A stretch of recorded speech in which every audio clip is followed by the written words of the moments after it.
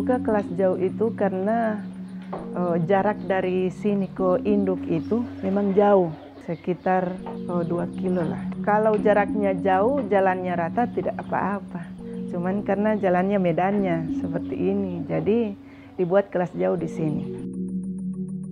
2 ditambah 2 sama dengan 4. 3 ditambah 3 sama dengan 6. 6 ditambah 6 sama dengan 12. Oke, tepuk tangan. Pendidikan itu adalah center untuk masa depan bangsa.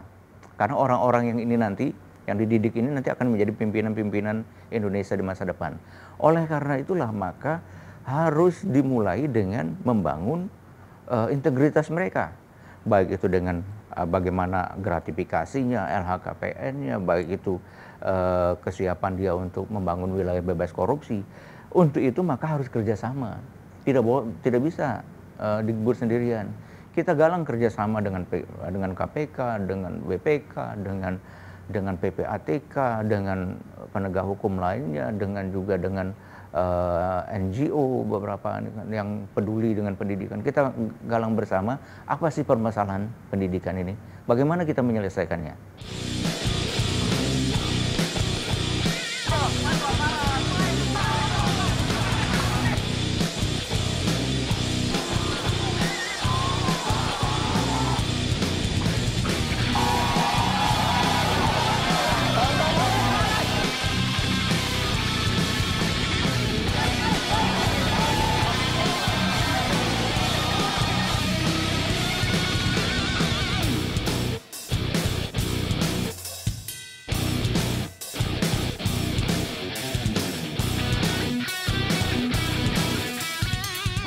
Saya memutuskan untuk menyatakan berhenti dari jabatan saya sebagai Presiden Republik Indonesia. Salah satu problem besar pada zaman Orde Baru itu adalah penyelewengan kekuasaan, khususnya korupsi. Itu yang memang kita lihat sebagai salah satu hal yang harus diatasi atau harus diperangi kalau memang pengen Indonesia menjadi lebih baik.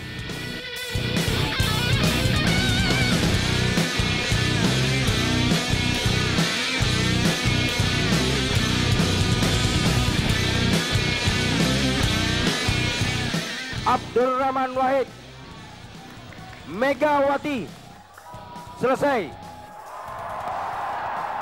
Salatullah salam. Saya berada bersama dengan Mbak Mega merayakan kemerdekaan kita. Kemerdekaan kedua kali setelah Bung Karno mencanangkan pada tanggal 17 Agustus 1945. Nah, mulailah berjalan proses legislasi yang harus dilakukan bersama-sama antara DPR dan pemerintah. Dan proses legislasinya sendiri mungkin 1 atau 2 tahun, baru kemudian tahun 2002 undang-undang itu terbentuk ya. Undang-undang nomor 30 tahun 2002. Dan Undang-Undang 30 2002 antara lain menyebutkan bahwa 1 tahun kemudian harus dipilih 5 komisioner. Dan setelah terpilihnya 5 komisioner, maka resmi terbentuk Komisi Pemberantasan Korupsi.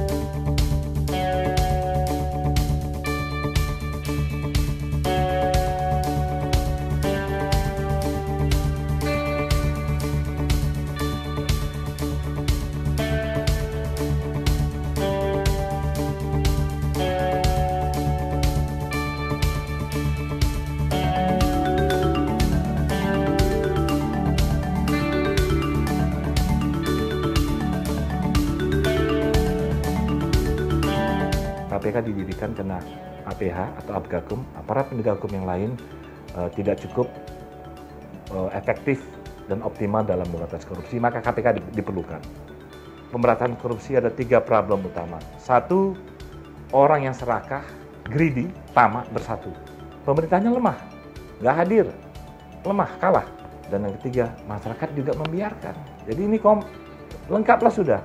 Apakah di negara kita orang serakah bersatu? Apakah pemerintahnya lemah? Apakah masyarakat membiarkan? Silakan dijawab sendiri.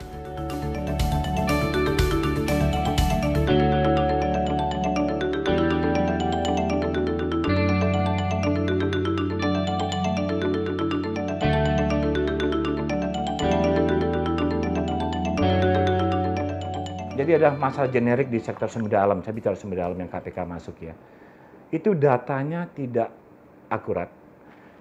Data yang dilaporkan pada pemerintah atau negara tidak sesuai dengan data yang mereka atau perusahaan ambil. Apakah di tambang, di perikanan, di kehutanan, dan lain. Di sektor kehutanan, kajian kita dipaparkan 10 Oktober yang lalu, 9 Oktober kemarin, itu menemukan kayu yang diambil oleh pelaku usaha yang dilaporkan ke negara hanya 20% rata-rata. Kita berpotensi kehilangan PNBP setidaknya 7 triliun per tahun selama 12 tahun. Dan kalau kita hitung berapa nilai pasarnya, setidaknya 70 triliun per tahun kali 12 tahun.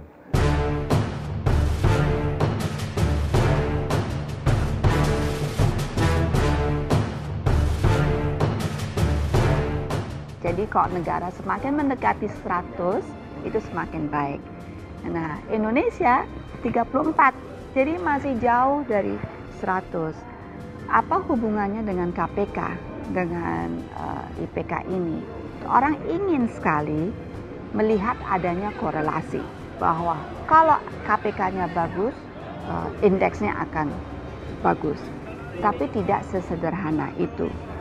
KPK memegang peran yang penting di dalam konteks Indonesia karena memang badan seperti itu sangat diperlukan untuk bisa memberantas korupsi yang sudah begitu mengakar di masyarakat kita dan juga di tataran birokrasi kita.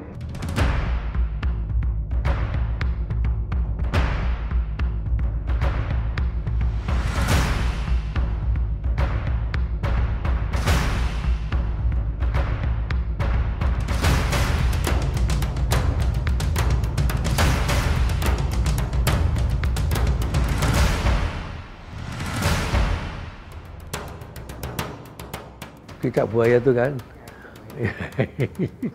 itu kasus yang mengerikan dan menggelikan gitu kan. Jadi orang yang nggak berbuat dituduh berbuat. Kita nggak menyadap Bareskrim, ya salah itu kalau ada pendapat dari Bareskrim. Kita menyadap satu kasus yang dilaporkan kepada KPK, kasusnya waktu itu terjadi di pengadilan Tangerang ya. Nah itu pada saat kita memonitor nomor telepon itu ada yang Anda katakan Susno Duwaji itu berbicara di situ, ya kesadap lah. Kita nggak sengaja nyadap Susno, bukan.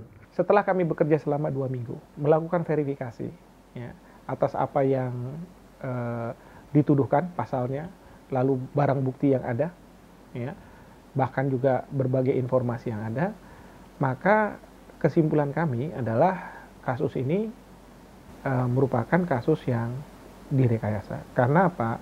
Bukti-buktinya tidak kuat.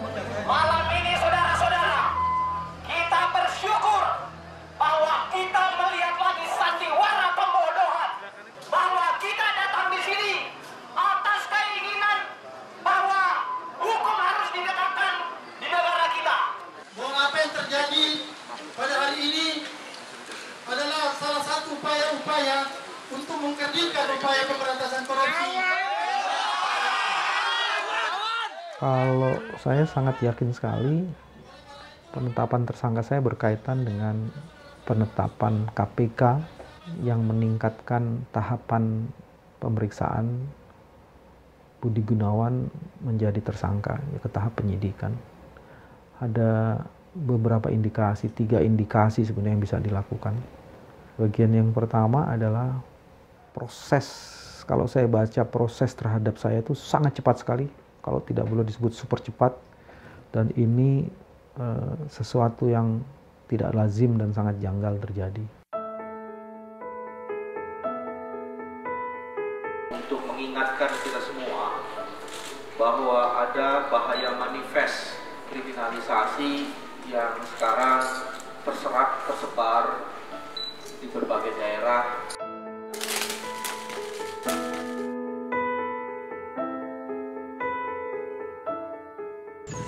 Kami dari Koalisi Ibu Pertiwi sebagai bagian dari masyarakat anti korupsi, kami menyerukan kepada Presiden Jokowi untuk mau bersikap kesatria.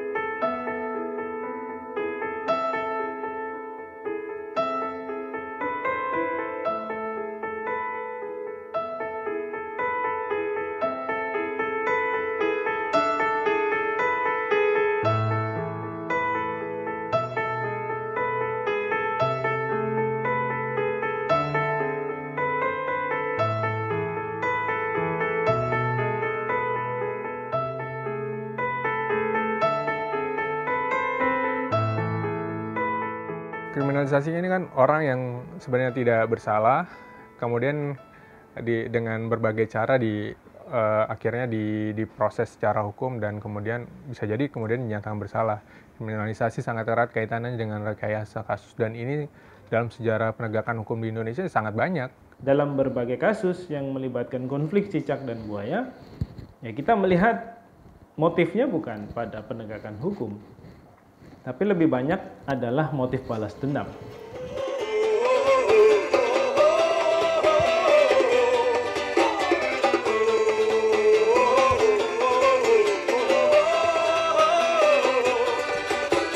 Hukum adalah lembah hitam yang mencerminkan keadilan.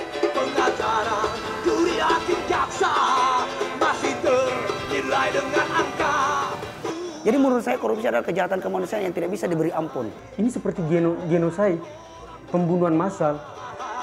Hukum adalah permainan untuk menjaga kekuasaan. Berhimpun dalam semangat yang sama. Untuk membangun koalisi gerakan rakyat. Melawan kriminalisasi. Hukum adalah komoditas barangnya para tersangka. Kami seniman dan akademisi menuntut supaya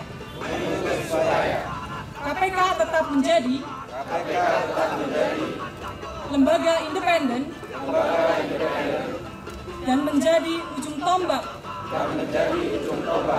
dalam pemberantasan korupsi di Indonesia.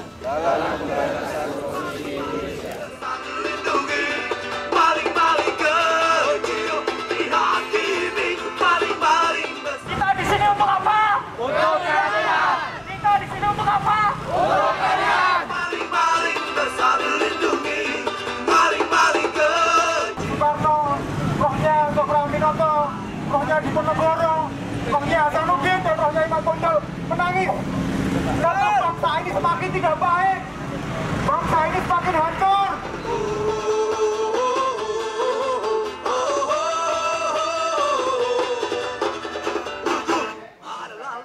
Bagaimana santri belajar ansos anti korupsi di lingkungannya saja, misalnya sederhana.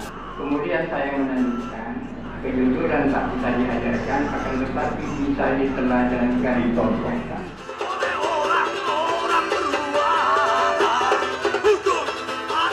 Bahwa sumber daya alam kita kita, masyarakat kita masih diingkari adanya berbagai proyek yang tidak sungguh-sungguh untuk kepentingan masyarakat. Maling-maling kecil dihakimi, maling-maling besar dilindungi. Maling-maling kecil dihakimi, maling-maling besar dilindungi. Maling-maling kecil dihakimi, maling-maling besar dilindungi. Maling-maling kecil dihakimi. Alhamdulillahirabbil alamin wa bihi nasta'inu ala umuri dunya wad din. La haula wa la quwwata illa billahil aliyyil azim. Maling kecil dihakimi, maling-maling besar dilindungi.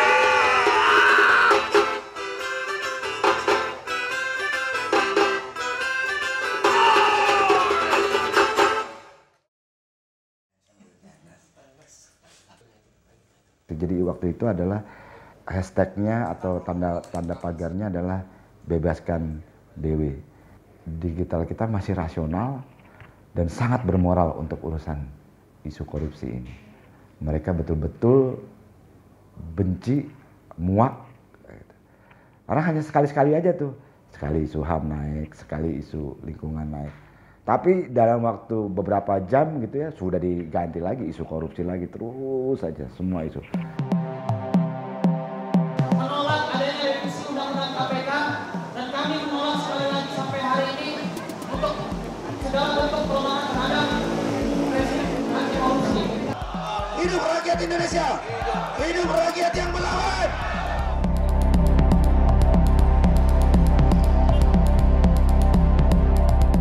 Saya melihat adalah cara iblis menghancurkan negara ini. Ya, itu pencurian. Korupsi kan sama dengan pencurian, dan pencurian itu adalah dosa, mencuri. Jadi saya melihat bahwa dengan berkembangnya korupsi di Indonesia yang saya melihat sudah di luar peri kemanusiaan, itu adalah orang yang dikuasai oleh iblis. Indonesia akan menjadi semakin menjadi surga bagi para koruptor.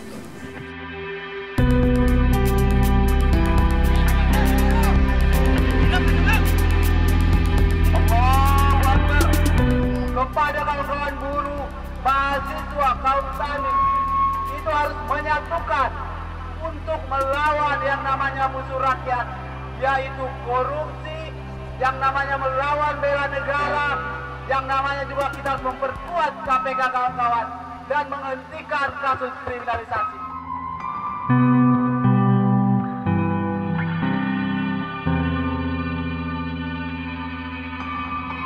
Beberapa hal yang perlu diperhatikan oleh masyarakat adalah ada undang-undang yang menjamin bahwa masyarakat bisa terlibat dalam pemberantasan korupsi, mulai dari bagaimana mereka mengungkapkan, melaporkan kalau ada mereka menyaksikan ada orang sedang korupsi ini, atau mereka menemukan bukti-bukti adanya praktek korupsi di mana saja.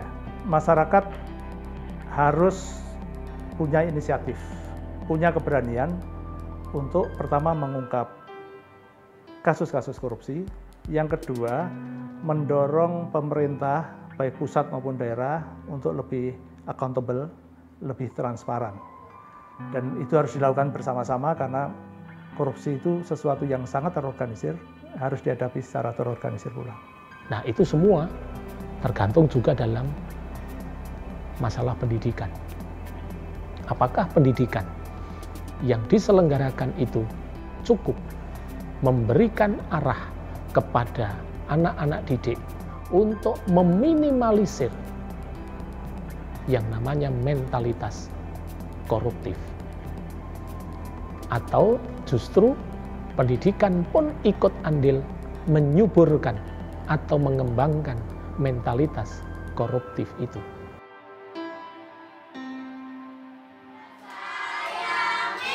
Rasa sayang-sayangi, anak Indonesia harus jujur dan ceria. Sebuah organisasi dengan berfokus pada pembentukan karakter anak-anak sejak dini untuk menjadikan generasi masa depan yang jujur dan berintegritas. Dislike yo. Kita punya namanya Laskar Anti Korupsi, sebuah program dongeng anti korupsi yang memang kita menyasar anak-anak SD, terutama anak-anak kelas 3 sampai kelas 5 SD untuk belajar untuk belajar mengenai kejujuran, mengenai integritas dan sebagainya dengan nilai 9 anti korupsi itu, yaitu jujur, peduli, mandiri, sederhana dan lain sebagainya.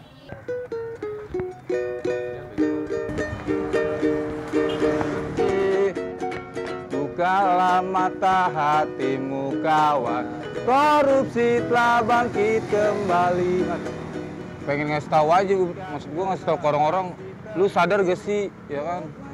Korupsi itu bahaya banget gitu, terus bisa ngerusak orang-orang kayak gua, bisa bikin terantarin orang-orang kayak gua, yang orang-orang gak mampu, aturan kita bisa sekolah gara-gara dana dari korupsi, jadi gua nggak bisa sekolah. Terus maksud gua biar lu sadar gitu, orang kayak gua aja, pengamen jalanan peduli, maksud gua, masa orang kayak dia nggak peduli gitu ya kan? Mungkin karena udah keenakan dapet duit, nah gua nyanyi kayak gitu biar dia sadar gitu aja sih Bang sebenarnya. Ternyata yang membodohi, ternyata yang membodohi. Ya, makasih Ibu Bapak. Semoga selamat dalam perjalanan. Saya mungkin nggak merasakan dampaknya seperti teman-teman saya yang lain yang kesusahan. Saya mungkin nggak ngerasain dampaknya. Jadi yang bisa saya lakukan cuma menyampaikan aspirasi mereka yang mungkin nggak tersampaikan.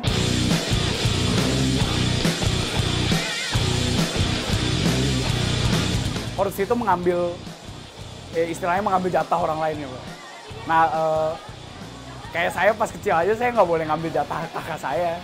Tapi ya untuk korupsi sendiri ya harus dilawan karena nggak bagus buat negara. Jadi kejahatan yang harus kita lawan salah satunya adalah korupsi. Maka dengan niat untuk memberikan pendidikan, mendoktrin anak supaya ketika dia nanti menjadi pemimpin negara, doktrin itu tetap melekat padanya bahwa kejujuran itu penting, bahwa mengambil hak orang lain adalah pelanggaran, adalah kejahatan begitu. Saya ingin mengatakan bahwa korupsi itu harus dilawan.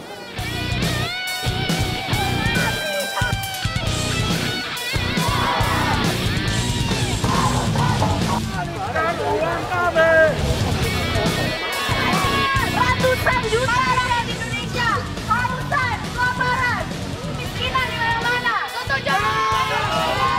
Dengarkan baik-baik para koruptor. Sadarkah kalian akan krisis pendidikan di negara kami? Pendidikan Indonesia bukan hak, malah ilmu itu kelihatannya adalah sesuatu yang harus kita beli. Betul.